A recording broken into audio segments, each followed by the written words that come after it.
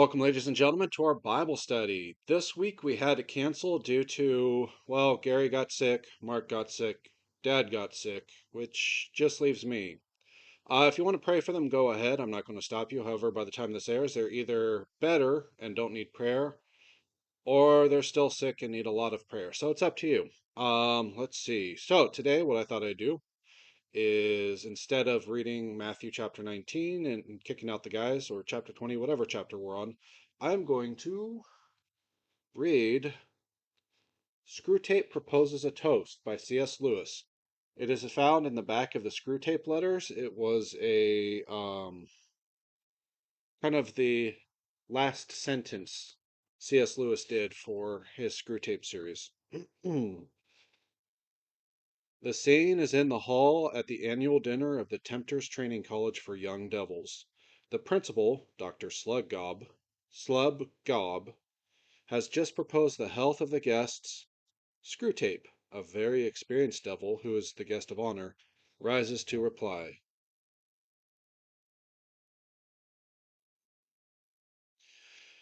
Mr. Principal, your eminence, your disgraces, my thorns, shadies, and gentle devils.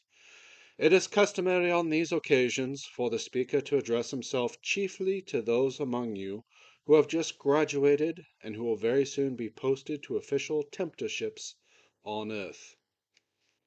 It is a custom I willingly obey.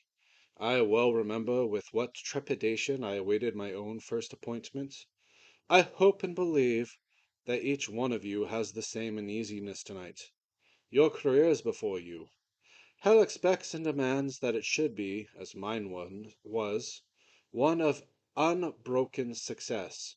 If it is not, you know what awaits you. I have no wish to reduce the wholesome and realistic element of terror, the unremitting anxiety which must act as the lash and spur to your endeavors. How often you will envy the humans their faculty of sleep! Yet at the same time I would wish to put before you a moderately encouraging view of the strategical situation as a whole.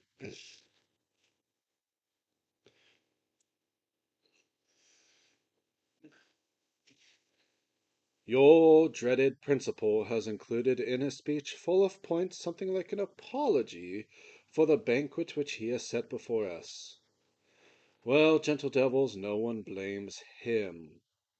But it would be vain to deny that the human souls on whose anguish we have been feasting tonight were of pretty poor quality. Not all the most skilled cookery of our tormentors can make them better than insipid. Oh, to get one's teeth again on into a Farinata, a Henry VIII, or even a Hitler! There was will crackling there, something to crunch, a rage, an egotism, a cruelty only just less robust than our own.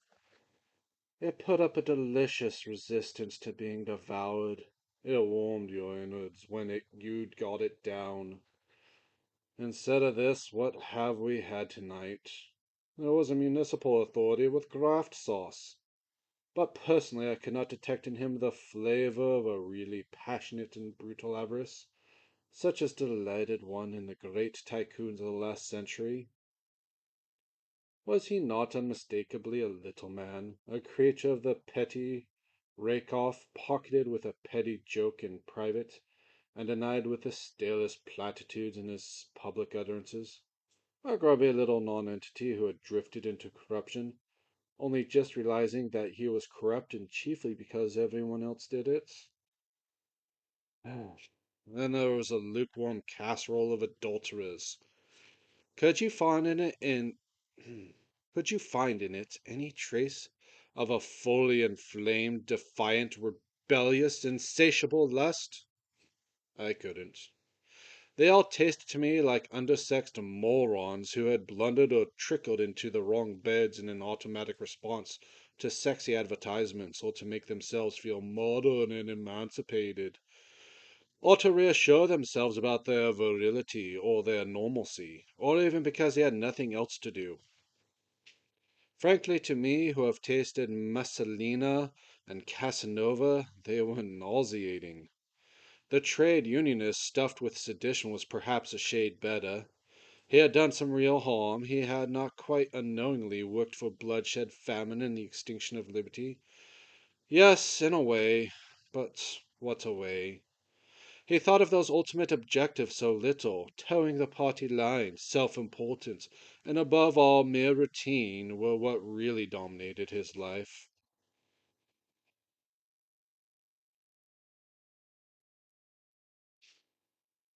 But now comes the point.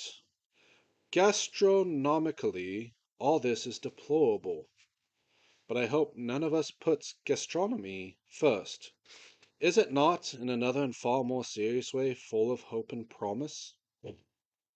Consider first the mere quantity. The quality may be wretched, but we've never had souls, of a sort, in more abundance. And then the triumph. We are tempted to say that such souls, or such residual puddles of what once was a soul, are hardly worth damning. Yes, but the enemy, for whatever inscrutable and perverse reason, thought them worth trying to save. Believe me, he did. You youngsters who have not yet been on active service have no idea with what labor and what delicate skill each of these miserable creatures were finally captured. The difficulty lay in their very smallness and flabbiness.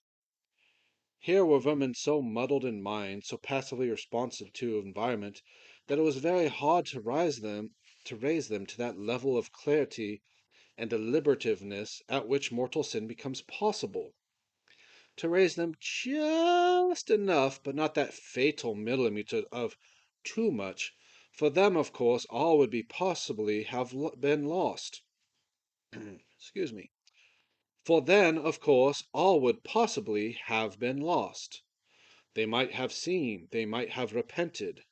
On the other hand, if they had been raised too little, they would very possibly have qualified for limbo, as creatures suitable neither for heaven nor for hell, things that, having failed to make the grade, are allowed to sink into a more or less contented subhumanity forever.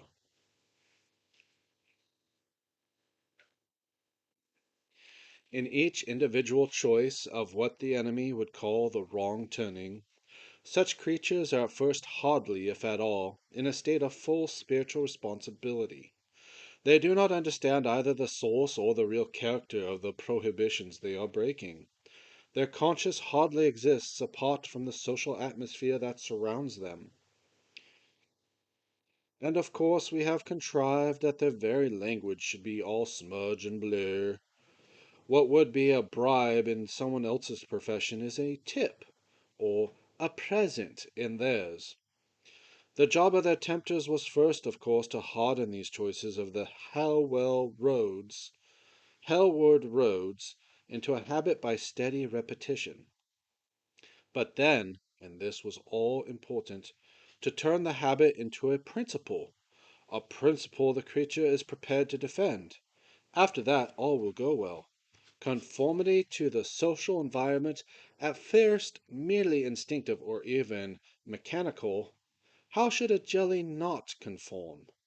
Now becomes an unacknowledged creed or ideal of the togetherness, or being like folks. Mere ignorance of the law they break now turns into a vague theory about it.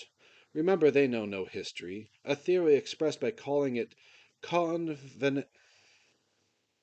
pardon me, calling it conventional, or Puritan, or bourgeois morality.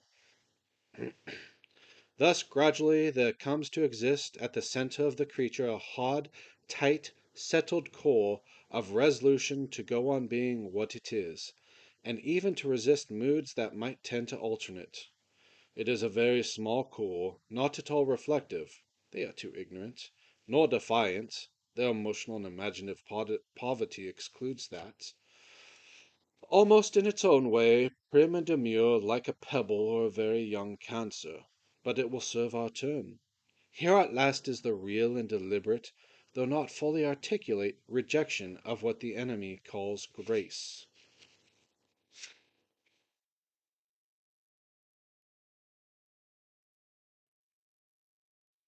These, then, are two welcome phenomena. First, the abundance of our captures. However tasteless our fate, we are in no danger of famine. And secondly, the triumph. The skill of our tempters has never stood higher. But the third moral, which I have not yet drawn, is the most important of all. The sort of souls on whose despair and ruin we have, well, I won't say feasted, but at any rate subsisted, tonight are increasing in numbers and will continue to increase. Our advices from lower command assure us that this is so. Our directives warn us to orient all our tactics in view of this situation. The great sinners, those in whom vivid and genial passions have been pushed beyond the bounds, and in whom an immense concentration of will has been devoted to objects which the enemy abhors, will not disappear, but they will grow rarer. Our catches will be ever more numerous, but they will consist increasingly of trash.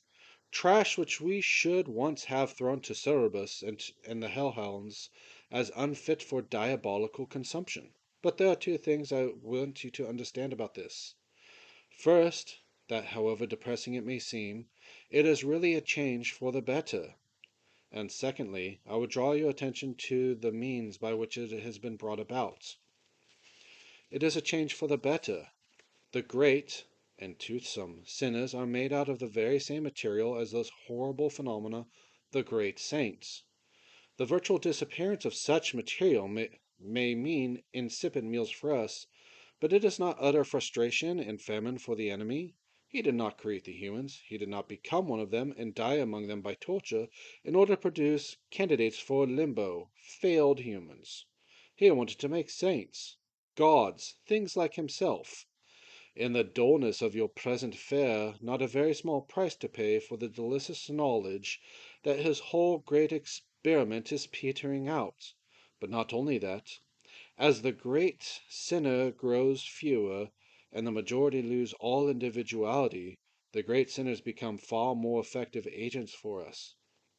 Every dictator or even demagogue, almost every film star or crooner, can now draw tens of thousands of the human sheep with him. They give themselves, and there is of them, to him, in him to us. There may come a time when we shall have no need to bother about individual temptation at all, except for the few. Catch the bellwether, and his whole flock comes after him. But do you realize how we have succeeded in reducing so many of the human race to the level of ciphers? This has not come about by accident. It has been our answer, and a magnificent answer it is, to one of the most serious challenges we ever had to face. Let me recall to your minds what the human situation was in the latter half of the 19th century, the period at which I ceased to be a practicing tempter and was rewarded with an administrative post. The great movement towards liberty and equality among men had by then been borne solid fruits and grown mature. Slavery had been abolished. The American War of Independence had been won. The French Revolution had succeeded. Ho, ho, ho! Religious toleration was almost everywhere on the increase. In that movement there had originally been many elements which were in our favor, much atheism, much anti-clericalism, much envy and thirst for revenge. Even some, rather absurd, attempts to revive paganism were mixed in it. It was not easy to determine what our own attitude should be. On the one hand, it was a bitter blow to us, it still is, that any sort of men who had been hungry should be fed, or any had long worn chains should have them struck off. But on the other hand, there was in that movement so much rejection of faith, so much materialism, secularism, and hatred, that we felt we were bound to encourage it.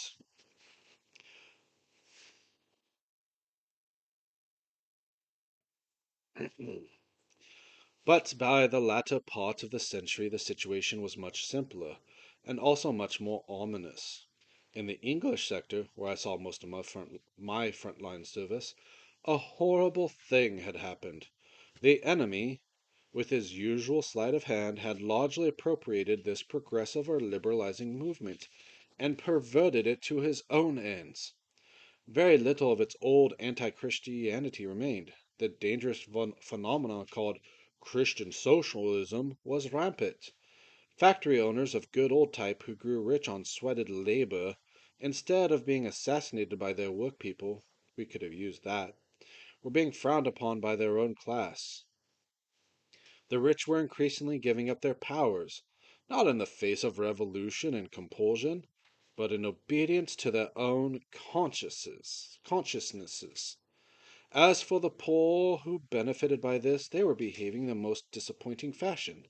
Instead of using their new liberties, as we reasonably hoped and expected, for massacre, rape, and looting, or even for perpetual intoxication, they were perversely engaged in becoming cleaner, more orderly, more thrifty, better educated, and even more virtuous. Believe me, gentle devils, the threat of something like a really healthy state of society seemed then perfectly serious. Thanks to our Father below that the threat was averted. Our counterattack was on two levels. On the deepest level, our leaders contrived to call into full life an element which had been implicit in the movement from its earliest days. Hidden in the heart of the striving for liberty, there was also a deep hatred of personal freedom. That invaluable man, Rousseau, first revealed it. In his perfect democracy, you remember, only the state religion is permitted, slavery is restored, and the individual is told what he has really willed, though he didn't know it. Whatever the government tells him to do. From that starting point, via Hegel, another indispensable propagandist on our side, we easily contrived both the Nazi and the communist state. Even in England we were pretty successful. I heard the other day that in that country a man could not, without a permit, cut down his own tree with his own axe, make it into planks with his own saw, and use the planks to build a tool shed in his own garden. Such was our counterattack on one level. You who are mere beginners will not be entrusted with work of that kind. You will be attached as tempters to private persons. Against them or through them, our counterattack takes a different form. Democracy is the word with which you must lead them by the nose. The good work which our C.S. Lewis was a smarter man than me and used better words. My apologies. The good work which our philological experts have already done in the corruption of human language makes it unnecessary to warn you that they should never be allowed to give this word a clear and definable meaning. They won't.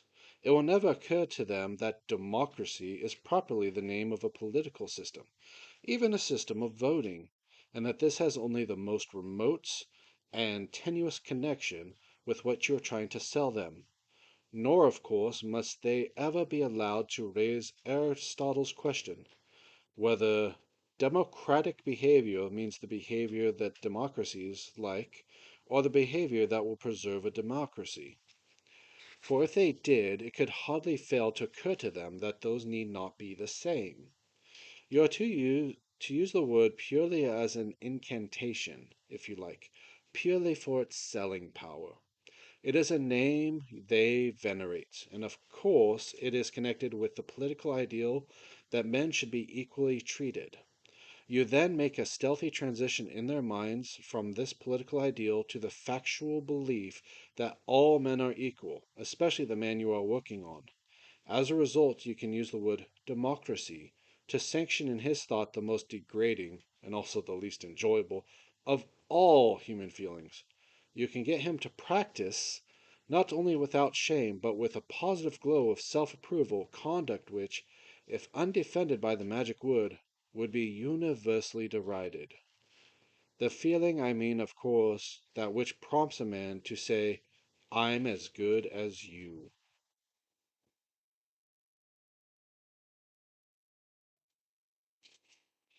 The first and most obvious advantage is that you thus induce him to enthrone at the center of his life a good, solid, resounding lie. I don't mean merely that his statement is false in fact, that he is no more equal to everyone he meets in kindness, honesty, and good sense than in height or waist measurement. I mean that he does not believe it himself. No man who says, I'm as good as you, believes it. He would not say it if he did. The Saint Bernard never says it to the toy dog, nor the scholar to the dunce, nor the employable to the bum, nor the pretty woman to the plain. The claim to equality outside the strictly political field is made only by those who feel themselves to be in some way inferior. What it expresses is precisely the itching, smarting, writhing awareness of an inferiority which the patient refuses to accept, and therefore resents. Yes, and therefore resents every kind of superiority in others, denigrates it, wishes its annihilation. Presently he suspects every mere difference of being a claim to superiority. No one must be different from himself in voice, clothes, manners, recreations, choice of food. Here is someone who speaks English rather more clearly and euphoniously than I. It must be a vile upstage, la-di-da affectation. Here's a fellow who says he doesn't like hot dogs, thinks himself too good for them, no doubt. Here's a man who hasn't turned on the jukebox. Here's one of those goddamn highbrows and is doing it to show off. If they were honest to God all right Joes, they'd be like me. They've no business to be different. It's undemocratic. Now, this useful phenomenon is in itself by no means new. Under the name of envy it has been known to the humans for thousands of years, but hitherto they have always regarded it as the most odious and also the most comical of vices. Those who were aware of feeling it felt it with shame. Those who were not gave it no quarter in others. The delightful novelty of the present situation is that you can sanction it, make it respectable and even laudable by the incantatory use of the word democratic. Under the influence of this incantation, those who are in any or every way inferior can labor more wholeheartedly and successfully than ever before to pull down everyone else to their own level. But that is not all. Under the same influence, those who come or could come nearer to a full humanity actually draw back from it for fear of being undemocratic. I am credibly informed that young humans now sometimes suppress an incipient taste for classical music or good literature because it might prevent their being like folks. That people who would really wish to be and are offered the grace which would enable them to be honest, chaste, or temperate refuse it. To accept might make them different, might offend against the way of life, take them out of togetherness, impair their integration with the group. They might, horror of horrors, become individuals. All is summed up in the prayer which a young female human is said to have uttered recently. Oh God, make me a normal 20th century girl. Thanks to our labors, this will mean increasingly make me a minx, a moron, and a parasite. Meanwhile, as a delightful byproduct, the few, fewer every day, who will not be made normal and regular and like folks and integrated increasingly tend to become in reality the prigs and cranks which the rabble would in any case have believed them to be. For suspicion often creates what it suspects. Since, whatever I do, the neighbors are going to think me as a witch or a communist agent, I might as well be hanged for a sheep as a lamb, and become one in reality. As a result, we now have an intelligentsia which, though very small, is very useful to the cause of hell. But that is a mere byproduct. What I want to fix your attention on is the vast overall movement towards the discrediting and finally the elimination of every kind of human excellence, moral, cultural, social, or intellectual.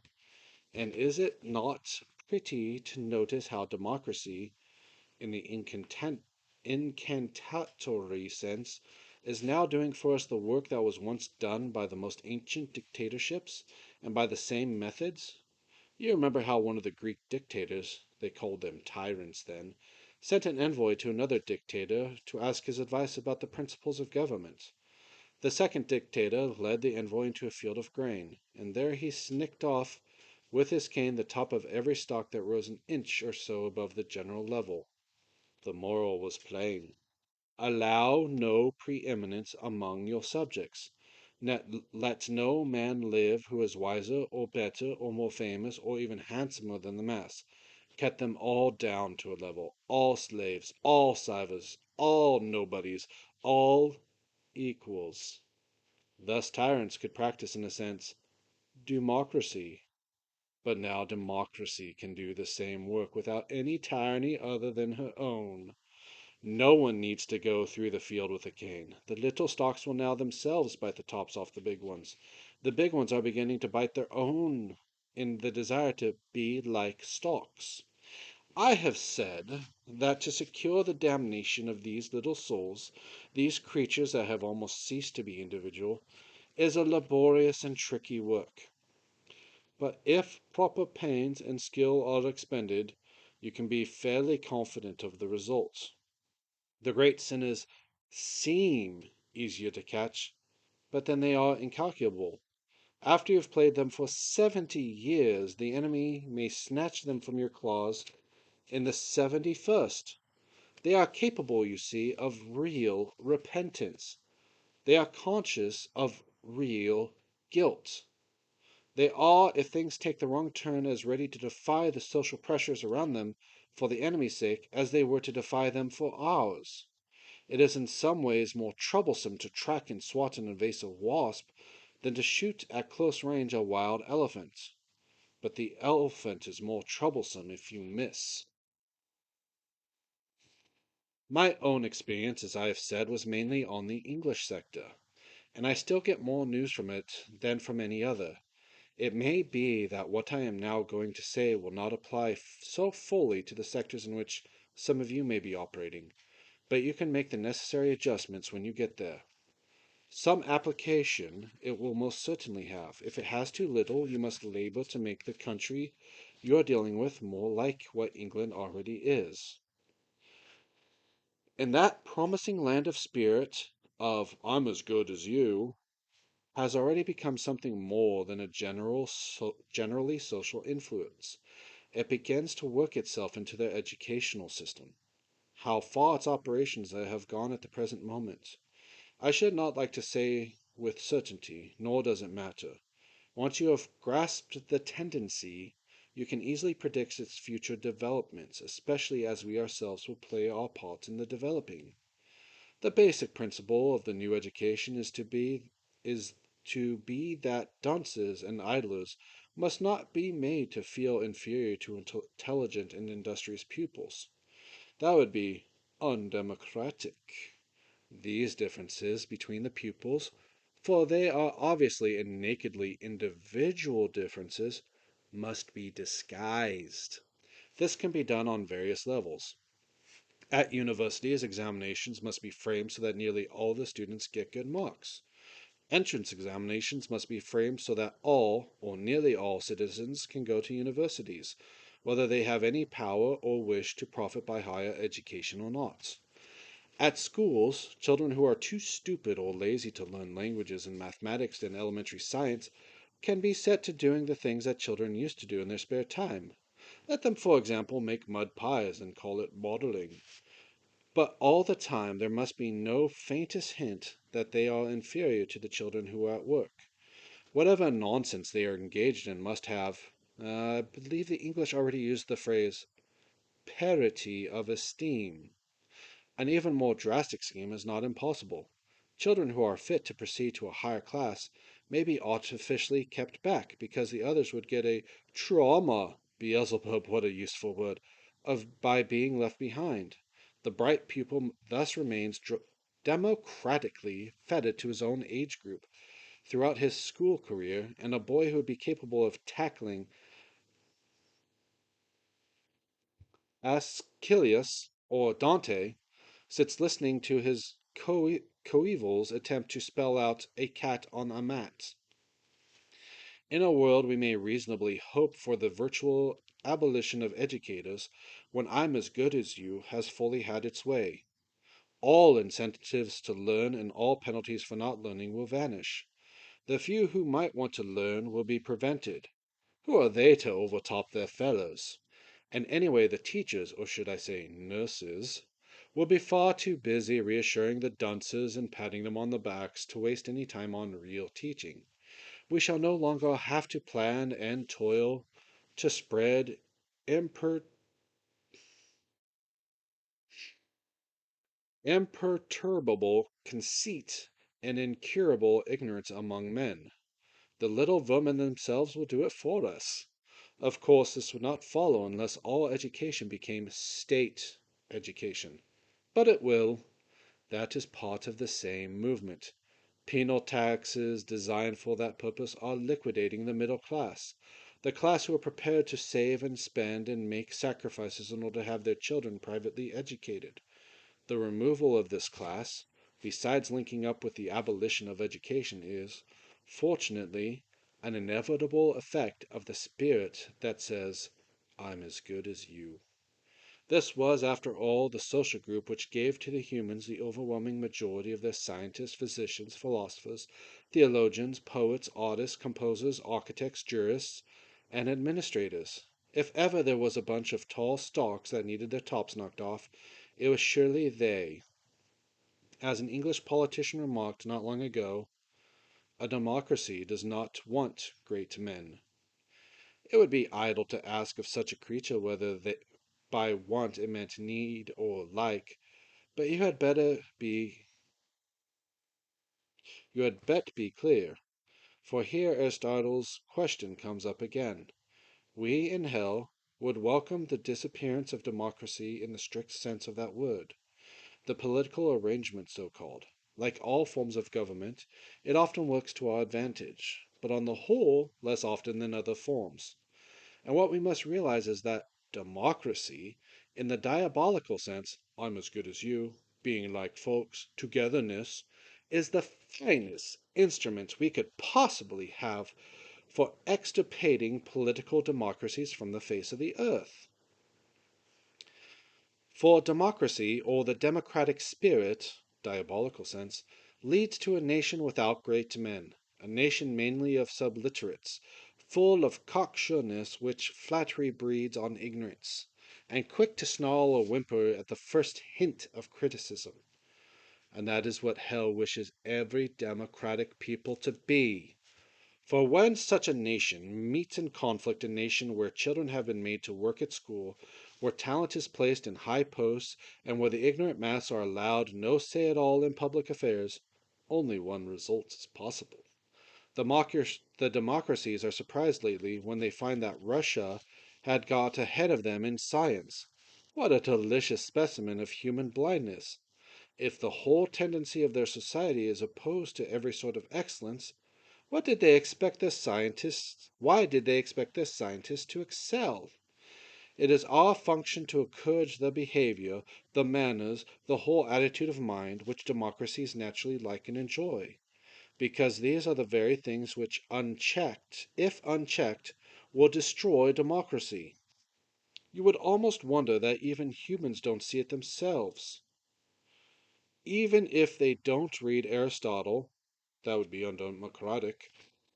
You would have thought the French Revolution would have taught them that the behavior aristocrats naturally like is not the behavior that preserves aristocracy.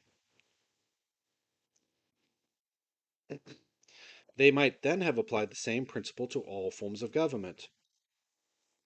But I would not end on that note. I would not, hell forbid, encourage in your own minds the delusion which you must carefully foster in the minds of your human victims. I mean the delusion that the fate of nations is in itself more important than that of individual souls. The overthrow of free peoples and the multiplication of slave states offer us a means, besides, of course, being fun, but the real end is the destruction of individuals. For only individuals can be saved or damned, can become sons of the enemy or food for us. The ultimate value for us of any revolution, war, or famine lies in the individual anguish, treachery, hatred, rage, and despair which it may produce. "I'm as good as you" is a useful means for the destruction of democratic societies, but it is a far deeper value as an end in itself, as a state of mind which, necessarily excluding humility, charity, contentment, and all the pleasures of gratitude or admiration, turns a human being away from almost every road that might finally lead him to heaven.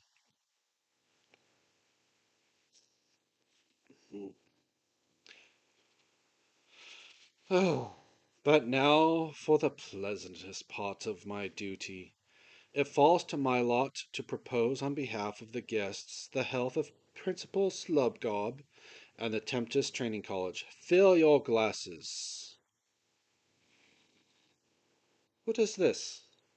What is this I see? What is this delicious, bouquet I inhale? Can it be? Mr. Principal, I unsay all my hard words about the dinner. I see and smell that even under wartime conditions, the college cellar still has a few dozen of sound old vintage Pharisee. Oh, well, this is just like old times. Hold it beneath your nostrils for a moment, gentle devils. Hold it up to the light. Look at those fiery streaks that writhe and tangle in its dark heart as if they were contending. And so they are. You know how this wine is blended? Different types of Pharisee have been harvested, trodden, and fermented together to produce its subtle flavor. Oh, types that were most antagonistic to one another on earth. Some were all rules and relics and rosaries. Others were all drab clothes, long faces, and petty traditional abs- abstinences from their self-righteousness and the almost infinite distance between their actual outlook and anything the enemy really is or commands. Oh, the wickedness of other religions was the really live doctrine in the religion of each. Slander was its gospel, and denigration its litany. How they hated each other up there where the sun shone! How much more they hate each other now that they are forever conjoined, but not reconciled. Their astonishment, their resentment at their combination, the festering of their eternally impenitent spite passing into our spiritual digestion will work like fire. Dark fire. All said and done, my friends, it will be an ill day for us if what most humans means by religion ever vanishes from the earth. It can still send us the truly delicious sins. The fine flower of unholiness can grow only in the close neighborhood of the holy. Nowhere do we tempt so successfully as on the very steps of the altar. Your eminence, your disgraces, my thorns, shadies, and gentle devils, I give you the toast of Principal Slubgob and the college.